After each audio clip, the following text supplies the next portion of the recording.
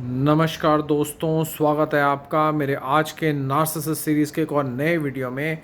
मेरा नाम है राजीव, ये है राजीव कोचर लाइफ मंत्रा। दोस्तों, आज इस वीडियो में मैं आपको बताने वाला हूँ कि किस तरीके से नार्सिसिस्ट सोशल मीडिया पे ब्लॉक करने को एक हथियार बना लेता है।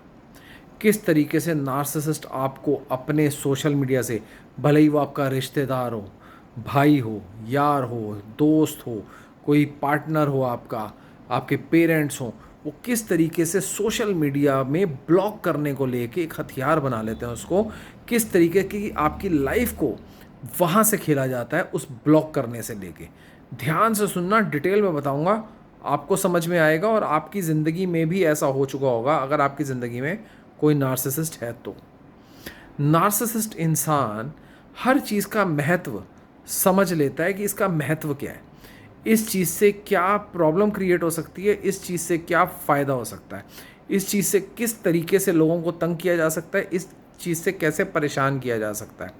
नार्सिसिस्ट ये जान चुका है कि जब सोशल मीडिया प्रोफाइल्स होते हैं, समझ लो नार्सिसिस्ट किसी भी सोशल मीडिया पे है और आप और वो एक दूसरे के फ्रेंड उसमें हैं या सब्सक्राइबर उसमें है या फॉलोअर उसमें है, नार्सिसिस्ट आपको तंग करने के लिए आपको अपने सोशल मीडिया में से ब्लॉक कर देता है, क्योंकि वो ये देखना चाहता है और जानबूझ के अपने फ्लाइंग मंकीज़ के थ्रू आप तक ये जानकारी भिजवाता है। देखा उन्होंने अपने उसमें क्या डाल रखा है, कोई ऐसी इन्फॉर्मेशन, कोई ऐसी फ़ोटो, कोई ऐसी चीज़ जो आपको पसंद ना हो, पहले आपको ब्लॉक करेगा, फिर वो चीज़ डालेगा और फिर फ्लाइंग मंकीज़ के थ्रू आपको आएगा, अच्छा तुमने देखा उसने क्या डाल रखा है, और आप देख ही नहीं पाएंगे क्योंकि आप ब्लॉक्ड है। आप में जिटर्स हो जाएंगे, आप एंग्जाइटी हो जाएगी, आप स्ट्रेस में हो जाएंगे कि उसने क्या डाला है, क्या लिखा है क्या नहीं। और फिर आप फ्लाइंग मंकी से ही फेवर मांगेंगे कि ज़रा दिखाना, और फ्लाइंग मंकी आपको दिखाएगा। तो इस तरीके का एक सर्कल क्रिएट करता है नार्सिसिस्ट आपके जीवन में जिटर और स्ट्रेस लाने के लिए।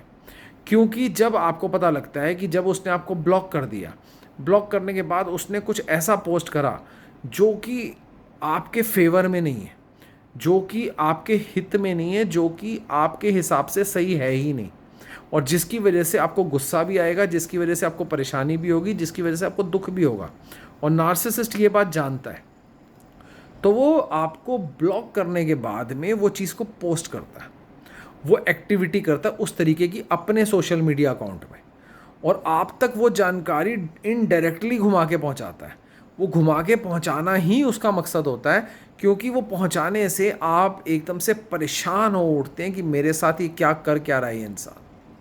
आप इधर से उधर भागने लगते हैं, आप परेशान होने लगते हैं, और उस दौरान जब आप नार्सिसिस्ट को कांटेक्ट भी करने लगते हैं तो ये आपको जवाब नहीं देता है।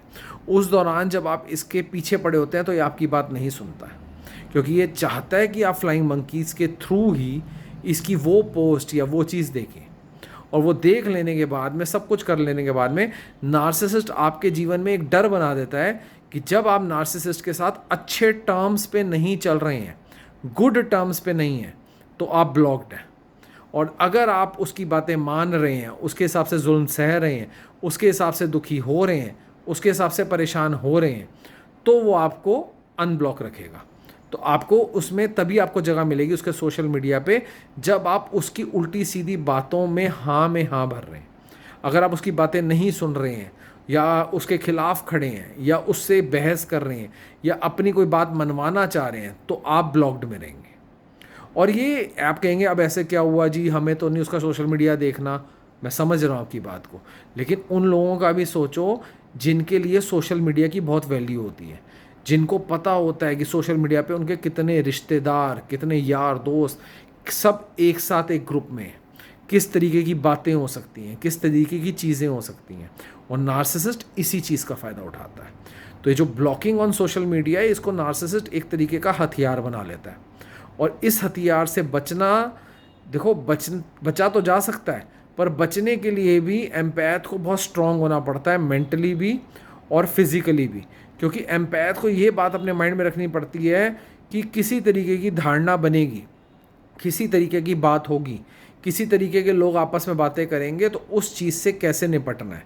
तो उस चीज़ के जवाब आपको मिलेंगे मेरे प्लेलिस्ट के अंदर, नार्सिसिस्ट को काबू कैसे किया जाए और सुपर एम्पैथ की दुनिया, इन दोनों प्लेलिस्ट के अंदर।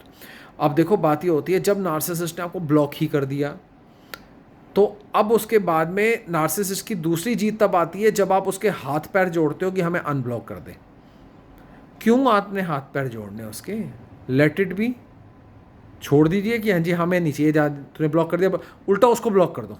जब नार्सिसिस्ट ने आपको ब्लॉक करा और आपने भी नार्सिसिस्ट को ब्लॉक कर दिया, नार्सिसिस्ट के पसीने निकल जाएंगे, नार्सिसिस्ट कहेगा ये हो क्या गया, ये तो चाल ही उल्टी पड़ गई। तो ये सिर्फ एक टैक्ट बता रहा हूँ, इसके अलावा हज़ारों टैक्ट होते हैं, तो वो मैं एक एक करके डालता रहूँगा। लेकिन बताने का, ये वीडियो डालने का मेरा मकसद ये था कि आज की डेट में जैसे टाइम इवॉल्व हुआ है, नार्सिसिस्ट भी इवॉल्व हुआ है। नार्सिसिस्ट भी सोशल मीडिया की वैल्यू जानता है। नार्सिसिस्ट भी जानता है कि किस तरीके से सोशल मीडिया के थ्रू वो मैनिपुलेशन कर सकता है, और वो मैनिपुलेशन आती है ब्लॉकिंग करके सोशल मीडिया पे।